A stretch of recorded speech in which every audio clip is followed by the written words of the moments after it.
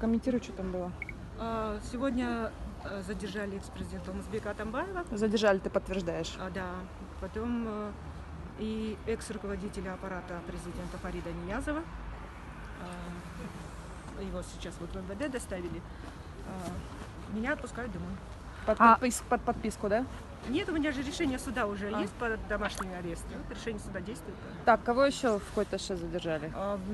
Мне неизвестно. А Сапар Исаков и Алмазбек Бабанов, они как были там сегодня? Они там были, но, как неизвестно, они выехали.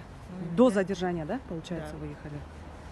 Выехали, да? То есть их никак не Да, клонят и даже. поэтому мне неизвестно, где они сейчас, что с ними. С Фаридом кто будет из адвокатов работать? Адвокат у него Улан Индикеев, который его в суде Также- защищает интересы. Да, также будет Улан Индикеев.